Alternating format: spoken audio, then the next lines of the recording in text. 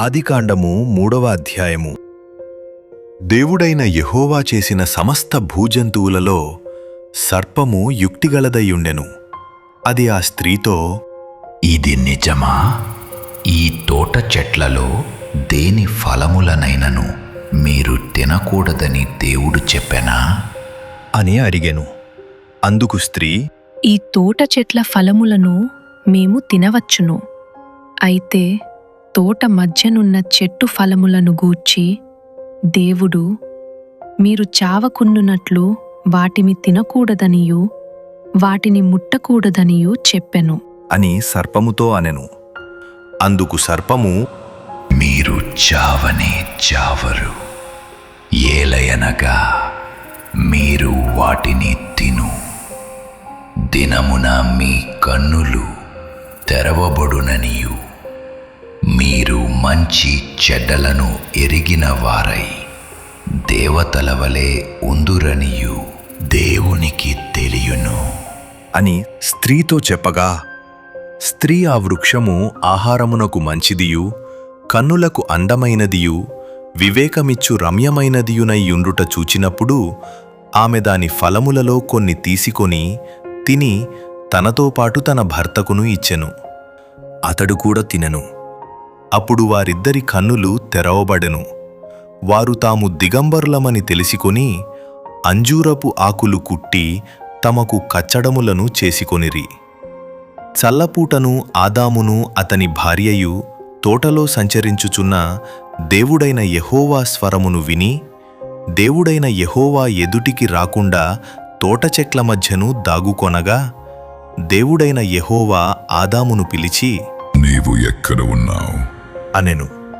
అందుకు అతడు, నేను తోటలో నీ స్వరము వినినప్పుడు దిగంబర్నిగా నుంటిని గనుక భయపడి దాగుకుంటిని అనెను. అందుకాయన, నీవు దిగంబరివని నీకు తెలిపిన వాడెవడు? నీవు తినకూడదని నేను నీకాజ్ఞాపించిన వృక్షఫలములు తింటివా అని అడిగెను. అందుకు ఆదాము, నాతో నుండుటకు నీవు నాకిచ్చిన ఈ స్త్రీయే ఆ వృక్ష ఫలములు కొన్ని నాకియ్యగా నేను తింటిని అనెను. అప్పుడు దేవుడైన యెహోవా స్త్రీతో, నీవు చేసినది ఏమిటి అని అడుగగా, స్త్రీ సర్పము నన్ను మోసపుచ్చినందున తింటిని అనెను. అందుకు దేవుడైన యెహోవా సర్పముతో, నీవు దీని చేసినందున పశువులన్నిటిలోనూ భూజంతువులన్నిటిలోనూ నీవు శపించబడిన దానివై నీ కడుపుతో ప్రాకుచు నీవు బ్రతుకు దినములన్నీయు మన్ను తిందువు. మరియు నీకును స్త్రీకిని నీ సంతానమునకును ఆమె సంతానమునకును వైరము కలుగజేసెదను.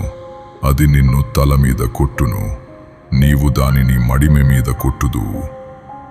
ఆయన స్త్రీతో, నీ ప్రయాసమును నీ గర్భవేదనను నేను మిక్కిలి హెచ్చించెదను. వేదనతో పిల్లలను కందువు.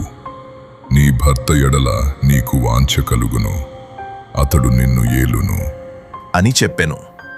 ఆయన ఆదాముతో, నీవు నీ భార్య మాట విని తినవద్దని నేను నీకాజ్ఞాపించిన వృక్షఫలములు తింటివి గనుక నీ నిమిత్తము నేల శపింపబడి ఉన్నది. ప్రయాసముతోనే నీవు బ్రతుకు దినములన్నీయు దాని పంట తిందువు. అది ముండ్ల తుప్పలను గచ్చ పొదలను నీకు ములిపించును. పొలములోని పంట తిందువు. నీవు నేలకు తిరిగి చేరు వరకు నీ ముఖపు చెమట కార్చి ఆహారము తిందువు. ఏలయనగా నేల నుండి నీవు తీయబడితివి. నీవు మన్నే గనుక తిరిగి మన్నైపోదువు అని చెప్పెను. ఆదాము తన భార్యకు హవ్వ అని పేరు పెట్టెను. ఏలయనగా ఆమె జీవముగల ప్రతివానికిని తల్లి. దేవుడైన యెహోవా ఆదామునకును అతని భార్యకును చర్మపు చొక్కాయిలను చేయించి వారికి తొడిగించెను. అప్పుడు దేవుడైన యెహోవా, ఇదిగో మంచి చెడ్డలను ఎరుగునట్లు ఆదాము మనలో ఒకని వంటివాడాయెను. కాబట్టి అతడు ఒకవేళ తన చెయ్యి చాచి జీవవృక్ష ఫలమును కూడా తీసుకొని తిని నిరంతరము జీవించునేమో అని దేవుడైన యెహోవా అతడు ఏ నేల నుండి తీయబడెనో దాని సేద్యపరచుటకు ఏదెను తోటలో నుండి అతని పంపివేశెను.